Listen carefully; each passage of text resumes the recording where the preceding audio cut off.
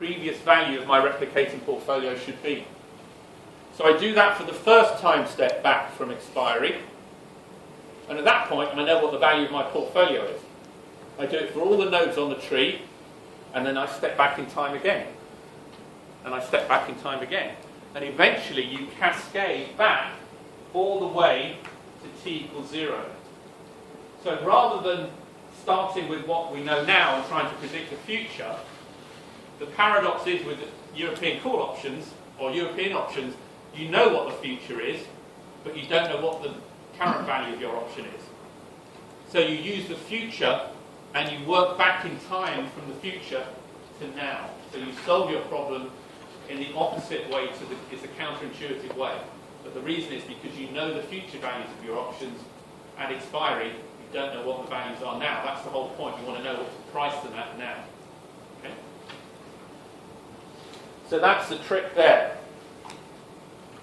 Now, a couple of other points to point out is what is the expected future value of the share under this risk-neutral probability measure, or the equivalent martingale probability. At the moment, it's just a name. I've sort of tricked over and called it a risk-neutral probability measure. Why is that?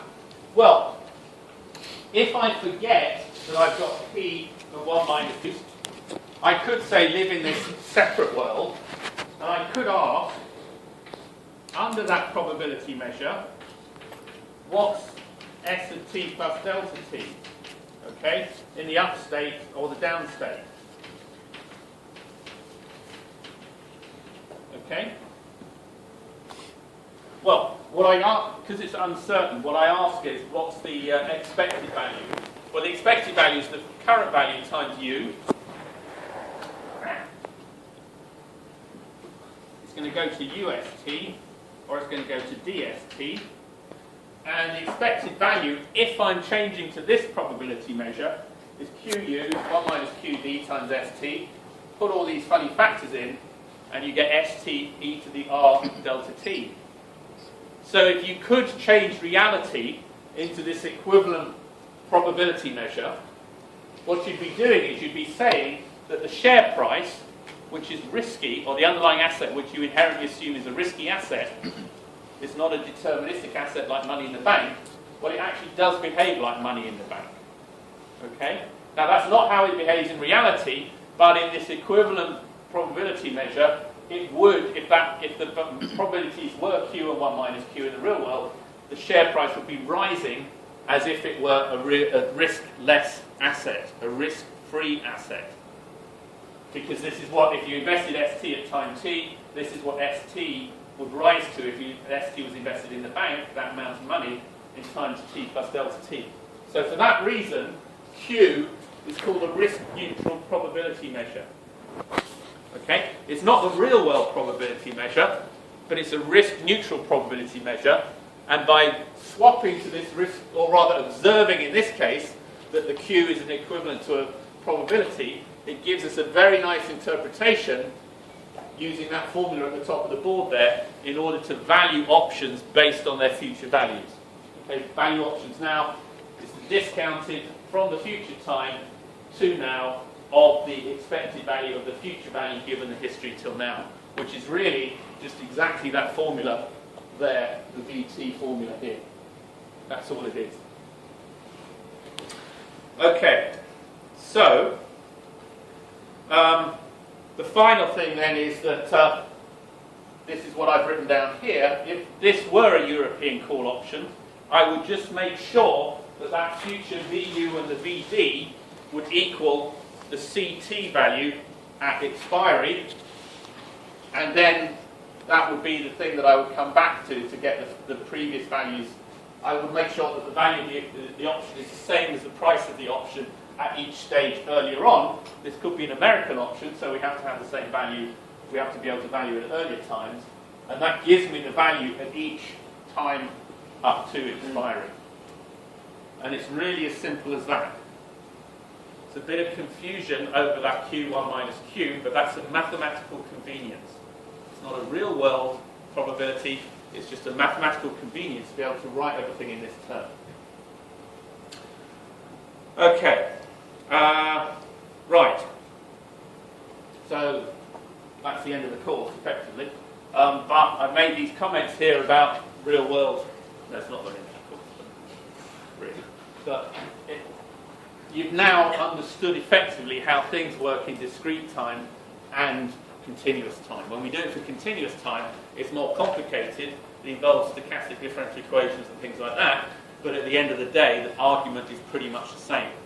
We try at each stage to hold some shares and some cash so that at each stage, whatever the outcome in the future, we can replicate the value of the option so that if the option is exercised or I'm asked to pay something on that option, I will be able to do that. Okay?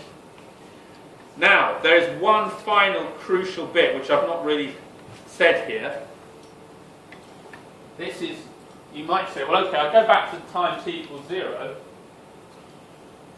I'm back at the initial time of the origin, at the initial time. Let's say that t here was 0. I've got to buy some shares and I've got to buy some cash. Right? Now, at each stage in that replicating tree, I would have to buy and sell cash or buy and sell shares in order to have different values of phi at each node. So what we're first of all going to assume is that there's no transaction costs. So there's no cost for buying or selling shares. You can build those in, but for the simplest case, we're not going to have those in. Why? Because then you'd have to have extra money to do the transaction costs as well. However, if we go back to the origin, it's like chicken and an egg. What came first? Okay, I've now got what the value of the share of the option should be at the origin, but if I want my replicating portfolio, I've got to basically buy some shares and have some cash. Where does that come from? Okay? So if I'm just writing a share now, I can just write it down and hand it out to you. But then I've got to rush and go and get some money somewhere to get the shares. Okay? Buy those shares or buy the cash that I need at that point.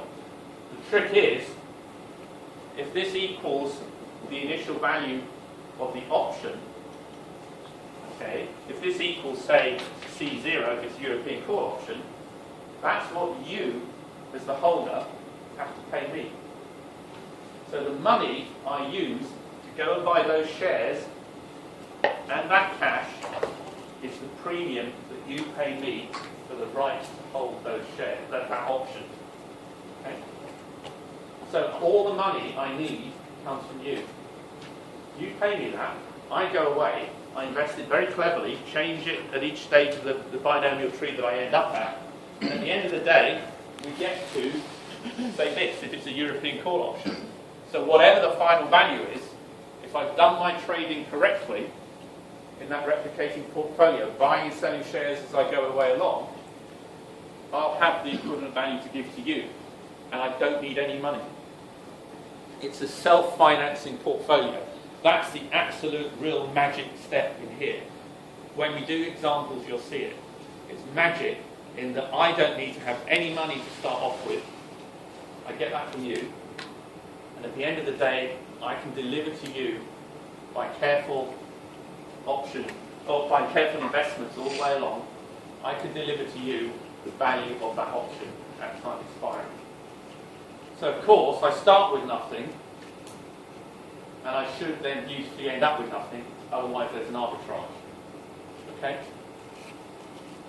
If there was an arbitrage, that wouldn't necessarily be the case. But if I start with nothing, I end up with nothing, there's no arbitrage. Right. So how do I make any money?